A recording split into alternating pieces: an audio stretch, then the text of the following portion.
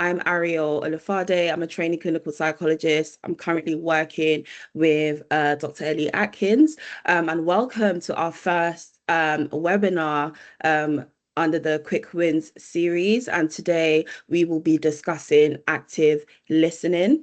But before we get into it, I just want to start with taking you on a bit of a journey of what we will cover during this webinar. And so we will start with thinking about what active listening is.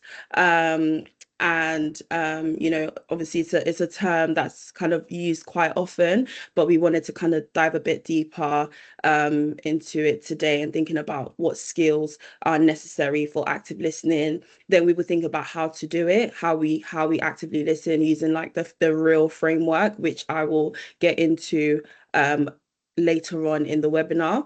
And then we would think about some examples as well, kind of demonstrating how we actively listen, what it looks like. I think that's always important as well. And then finally, we would think about what are the core skills of active listening as well. If you have any questions, there will be time hopefully for questions at the end. So if you have any, please note them down and so that we can think about them together at the end. So let's first think about what is active listening.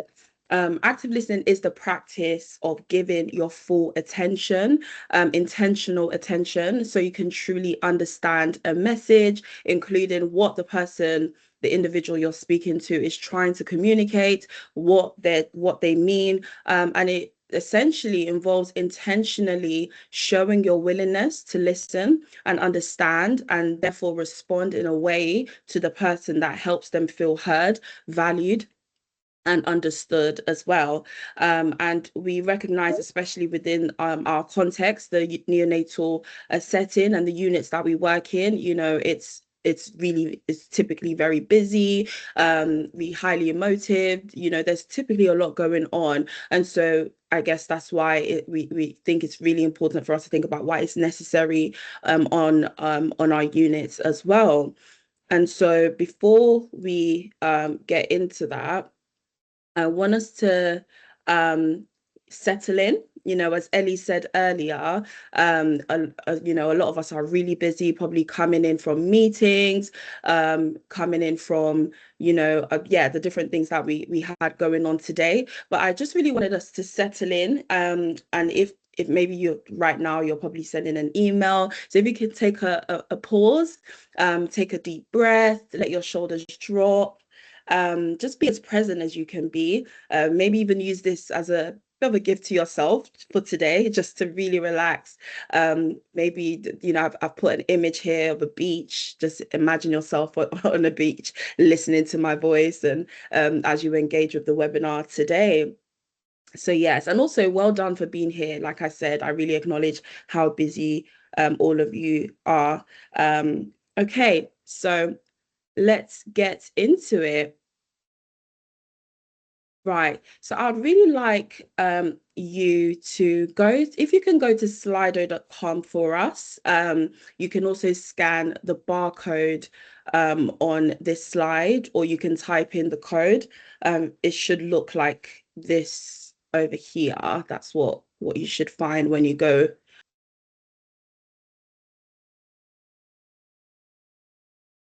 And so as you get there, I want you to answer a question for me. And that question is essentially, think of a time you genuinely felt heard. It could have been in an interaction, a conversation, whether that was one that was quite tense or one that felt quite difficult. Yeah, think of a time you genuinely felt heard by someone and what they did to make you feel heard. And if you can just you could just summarize it as a word, 2 words. And if you can write that down in the Slido for us, that would be amazing.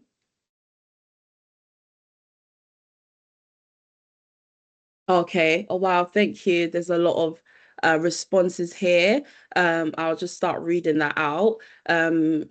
Stopped whatever else they were doing. Yes, brilliant. Affirmative words. They nodded, gave their time, rephrased what was said. Brilliant, brilliant, brilliant. Listened and reflected back. There's a lot of eye contact. Yes, eye contact are not working. So eye contact seems to be quite meaningful for people, doesn't it? Rephrased what was said. Brilliant. Thank you so much for your responses. And these are some of the things that we would think about today together as well. And then I have another question for you. If you can please think of a time you didn't feel heard by someone and what they did, um, in a conversation you were having with them, and you left just feeling unheard, essentially. What did they do to make you feel that way?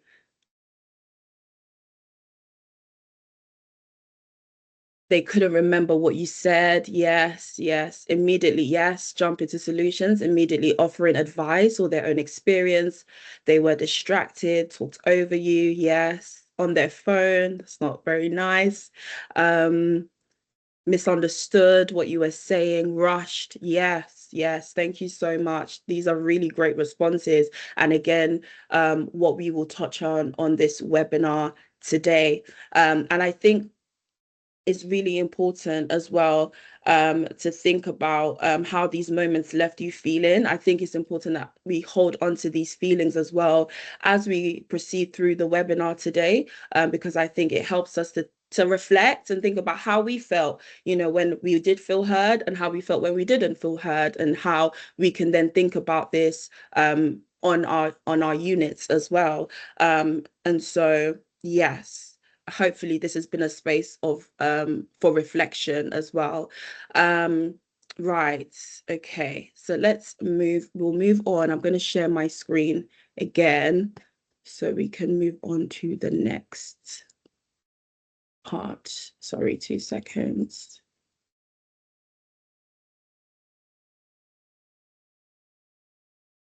Okay, so I wanted us to think about, why does active listening matter on our units, on the neonatal units? Why are we talking about this today, essentially? And there are several reasons. It's a high stress environment for parents and staff members. Parents are often overwhelmed, understandably anxious and unsure, and that can really heighten emotions for parents and staff members. It Parents can feel really vulnerable, uncertain, overwhelmed, and communication breakdowns can occur, and that can impact safety, trust, and staff well-being as well. And so, I guess thinking about why it matters, we can think about how can active listening improve, how it can improve these experiences. And yeah, it can improve parent confidence in care, where parents can feel true, or families can feel heard. It can reduce distress, improve trust as well. Team collaboration, it can really influence team collaboration, teamwork, clarity, psychological safety. Psychological safety within the trust. And it can also de-escalate emotionally charged situations as well. So these are the reasons why we feel it's beneficial that we cover this topic today. And then, active listening is something that we all want to do. We all, some of us probably typically try to actively listen, because we care about our work, we care about what we're doing, on the units, and in our various, professions as well. However, it's important that we think about, what are then the challenges and barriers? Why is it that, even though we want to do it, or we care about what we're doing, we still find ourselves sometimes really struggling to actively listen? So there are challenges and barriers. So we have time pressures, environmental distractions, emotional load, your own stress, tiredness, compassion fatigue sometimes, maybe fear of saying the wrong thing, and then, kind of overthinking, okay, what do I say? And then that can leave us, not actively listening. Internal distractions, communication habits as well. Sometimes we find ourselves kind of, for example, jump into solutions. That's just our default, in how we navigate conversations, sometimes finishing sentences for people. So these are different, I guess, challenges and barriers. Multitasking. Sometimes these are things that can feel out of our control, having too many tasks. And so kind of holding that in mind and bearing that in mind, I think it's important that we think about, so how do we do it, with these challenges in place, with these barriers in place, how do we do it? And so earlier I mentioned that we would think about the real framework. And so we have the R, as part of the real framework, which is recognizing, being able to kind of observe what might be going on for the other person. And essentially, this speaks to kind of noticing the need. What is this person trying to communicate? They may not have even said it to you directly, but you're kind of taking some time, whatever time you have in that moment, to just think about, what does this person need? What is it that may be going on for them? And there are different cues that the person may be giving off, that we can try to notice what's going on with them. So that could look like thoughts that they are actually expressing, self-blame, negative expectations of themselves, of others, self-deprecating, anxiety, irritability, withdrawal, fatigue, exhaustion, their posture. We might be able to see in their posture. They might just really not leaving the cot side. These things are maybe some of the cues that we can observe to see, okay, what might be going on for this person at the moment. So there is a part, there's something to be said about what are we observing from the other person. And then we have the E, which is engage. And essentially what we're trying to do when it comes to engaging is trying to understand, there's something about noticing, and then now there's something to be said about understanding what might be going on. And in order for us to understand, we have to try to be a bit curious. And curiosity could take the form of, using open questions, with the person. So now maybe you are in conversation with this person. So using open questions with them. And, earlier I talked about that we will go on to some examples, and looking at a video to think about how do I do this in practice? And then gently reflecting on what you've noticed, giving space for the person, the parent, to speak, listen without interrupting. Again, some of you mentioned earlier in terms of when you've had people listen to you, they weren't jumping to solutions or all conclusions. They weren't, interrupting. But yeah, so these are things that we can try to do in order to engage. Sharing a relatable experience, as well, can be helpful, and trying to focus on the parents' feelings as well. So not multitasking in that very moment, even if it's a couple of minutes you're using to speak to that individual as well. So these are ways that we can engage with the individual. And then we have the AL, the active listening part. And this part, this is essentially when we let parents express themselves fully before suggesting solutions.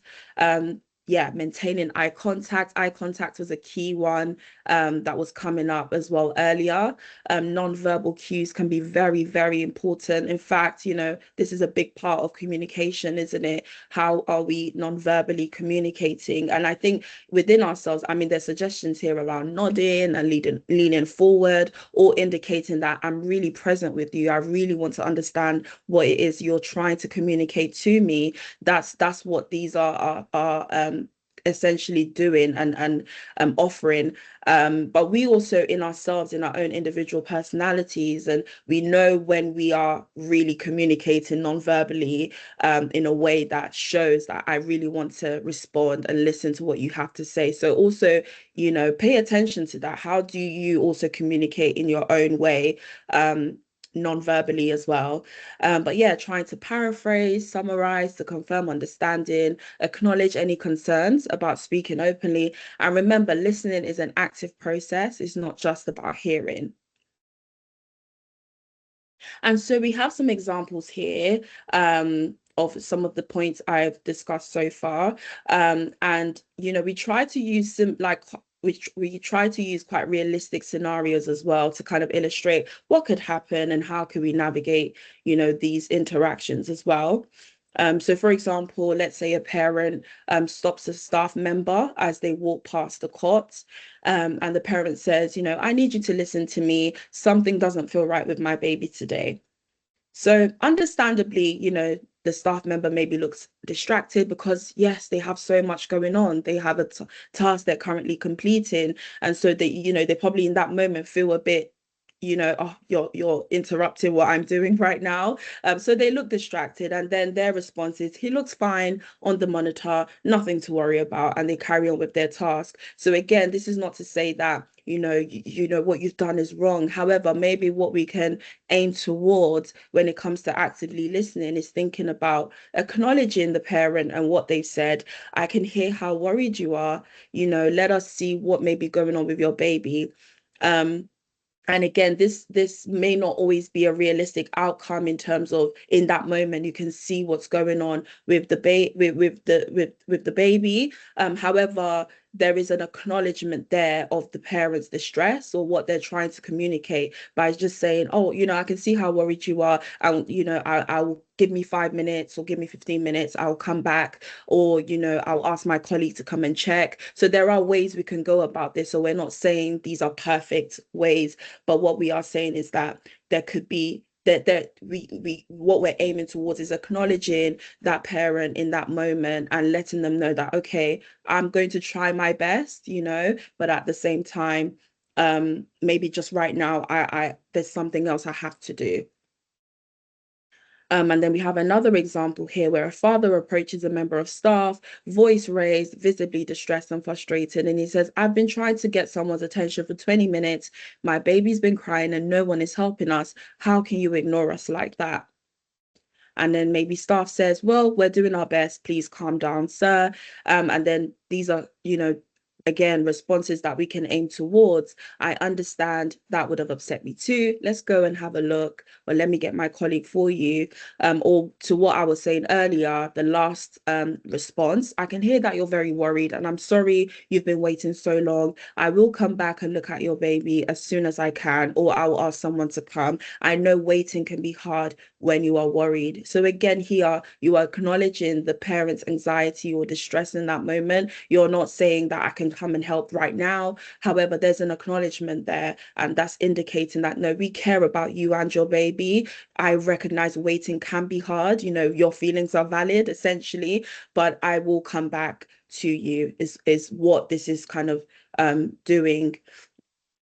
And so here we're going to think about some of the core skills of active listening. And these the first one I'd like to go through is minimal encouragers. So things like I see, giving space without jumping in, avoiding the finishing of their sentences. These again are just little things that feel very little but can be very significant for the person, because they're indicating that again you are present and you're listening to what they're saying. We have nonverbal skills again that we've highlighted to be really important: soft eye contact, gentle posture, open shoulders, avoid multitasking, and also slowing down your breathing. Sometimes we might be tense and frustrated ourselves. So slowing down breathing is us kind of attending to our own response in that moment and helping ourselves to kind of be present as well. And sometimes we're annoyed and frustrated because we have a lot going on. And again, no one deserves for them to be shouted at, or for a parent to tell you off, especially when you're trying your best. But slowing down your breathing or attending to your breathing could be a way of you regulating yourself in that moment, saying, yeah. Oh, Alana. Hi, sorry, Ariel. I was just wondering if the slide is meant to have moved on. It's on the real slide still. Sorry to Oh, interrupt. No, Alana, it's moved on for me. I think that might be your Wi-Fi. Oh, yeah. Yes, sorry about that. Thanks. it's all right. Okay. And then, yes, we've also got reflecting and checking understanding. So reflecting says, for example, it sounds like you're feeling, what I'm hearing is, so your main worry right now is, so you're trying to, again, these kind of feed into each other. You're trying to understand what is it this person's trying to communicate. And for that person shows that you're trying to understand what they're saying to you as well. Or maybe you may have gotten it wrong. So I'm trying to understand what it is you might be saying. So, I'm mindful of time, so I'm going to move on to a video that we have created. And if you can just note down some of the things we've discussed already, some of these skills that I've mentioned, and see if you can pinpoint any of these in the video. And if you can note it down, put it on the chat for us to see, that would be fantastic. So I will play the video now. Please let me know if you can hear it as well. I've noticed that you're looking a bit frustrated, and I'm Sam. Do you remember we met yesterday? Yeah. I don't know. My baby's been crying the whole day. No one's coming to me. No one's telling me what's going on. It's just a lot. It's just too much. So your baby's been crying all day? Yeah. My baby's been crying all day. I think someone said they were going to come. They haven't been back. I don't understand all these equipments. It's just too much. Okay. That sounds like a lot of things. I guess I'm hearing from you that I'm really frustrated. Yeah. But also worried about your baby. Yeah. No, I am. I just think it's too much. Yeah, I need someone to just help, and she's crying. I don't know what to do, and yeah, no one's helping. It just doesn't seem like anyone cares. Hey, so no wonder you're feeling frustrated, because it feels like nobody cares. Yeah. And you also said you didn't know about all the equipment that's around her as well. Yeah. I just don't understand. I just feel everyone doesn't understand what's going on. And she's crying. No one's attending to her. They're attending to all the other babies. It's just like, I just need some help. Yeah. Okay. And you also said that you asked someone to come earlier, and you haven't seen anyone yet. Yeah. I'm really sorry that happened. It's difficult enough having a baby on the neonatal unit without feeling like you're being ignored. Yeah. Exactly. And what would you like to happen? What would you like? What do you need now? I just need I need some sort of reassurance. I need someone to attend to my baby. I just need to know that she's okay, and that actually the staff here care about me and my baby. Yeah. Well, I can see that you're really frustrated, and that it sounds like you've had a really difficult day. How about, I have got something I have to do here first, but how about as soon as I've done that, I come over and we look at your baby together, and you can tell me a little bit more about what you're worried about for her. Yeah. I mean, someone did say they were going to come earlier and they didn't. And so I don't know. How do I know you will come back? That's a really good question. I'm not leaving the nursery now. I'm going to be in this nursery. So obviously I need to do this first, and then I'll need to wash my hands. But if I'm not over in 5 minutes, I'll still be in the room. So why don't you come and grab me in 5 minutes? But I should be finished with this. I've just got to finish this thing first. Okay. Yeah. That sounds all right. Yeah. And then we'll not only have a look at your baby, but maybe we'll talk about all the equipment and stuff as well. And then see where we go from there. Yeah. Thank you. Yeah. Okay.